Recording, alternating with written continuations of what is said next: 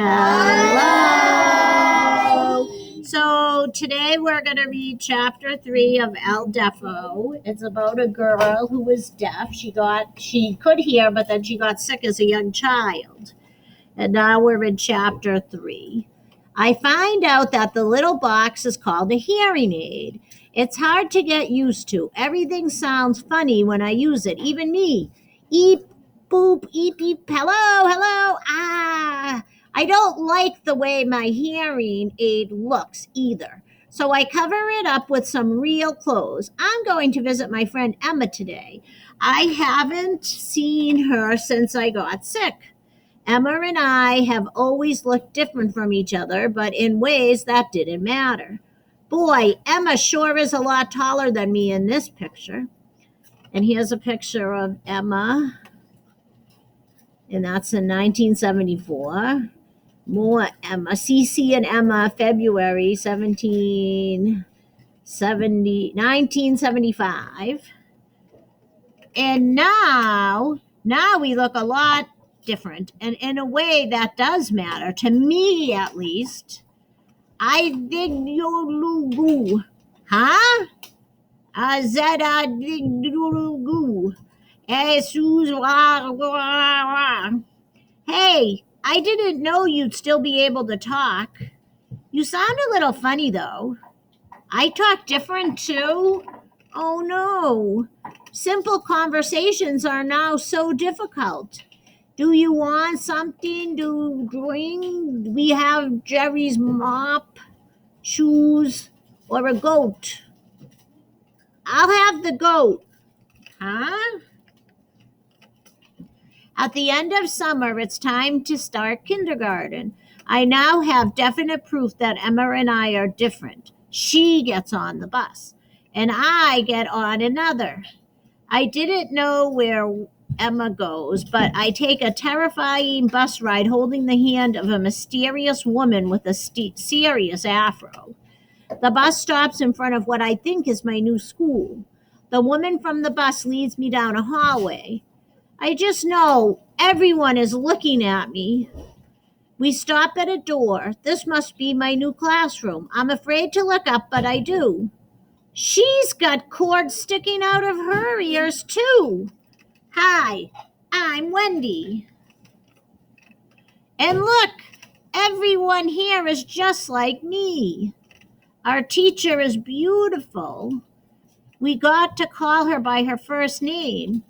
Hello, I'm your teacher, Doran. And she looks like Snow White. Soon, I adore Doran every bit as much as the 7 dwarfs adored the real Snow White. Doran teaches us math and reading and writing, the basics. But Doran also tries to teach us how to lip read. She says that lip reading is watching people's mouths move when they talk so we can understand them better. Sound from hearing plus visual clues from lips equals understanding. Hello?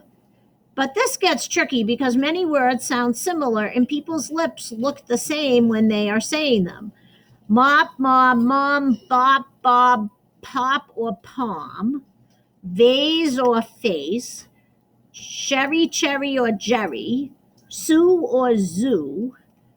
Doran explains how we're going to figure out what people might be saying. I see a bear, I see a pear. Bear and pear look the same coming out of a person's mouth, don't they? You can't just watch a person's lips. You have to be a detective and watch for other clues too. I am ready. Visual clues. What do you use while a person talks to you? A pear, a bear. Context clues. Where are you while a person talks to you? What's going on around you during the conversation? A pear in fresh produce. A bear in the forest. Gestural clues. What does a person do with her hands and body while she talks to you? What kind of faces does she make? A pear, a bear. But Sometimes what a person is doing doesn't match up with what it looks like they're saying. It's easy to make mistakes. I see a pear. I see a bear. Yuck. So Doran encourages us to practice at home.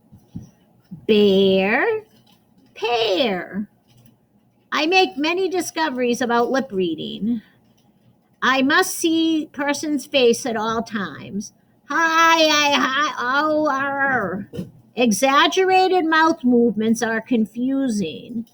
But wait, there's more. Grr, shouting is not good. Fubaga biawa.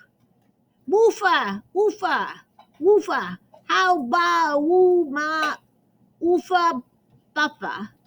Mustaches and beards are bad news. Sorry, Dad. Hee gob ha gooba booby oospa bop. Hands in front of mouth are also bad news. Ora you be la shumawa. When it's dark, give up. And finally, group discussions are impossible to understand. But I can't really make signs like these. I can't even read yet. It's hard to explain all this to anybody except at school. George, Sabrina, Terry, Wendy, Fred, and Jamie, they understand because they are just like me.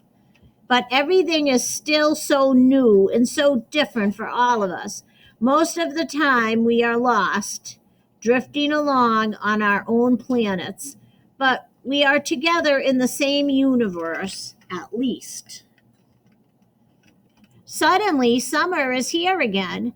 When I say goodbye to my friends at Fisher School, I do not realize that I will never again be surrounded by kids who are just like me. The next day, I'm back in the neighborhood with Emma. Are you ready for supper? Supper, but it's still morning. No, not supper. Summer, summer. Supper, hee. Sigh. And that's the end of chapter 3. We'll do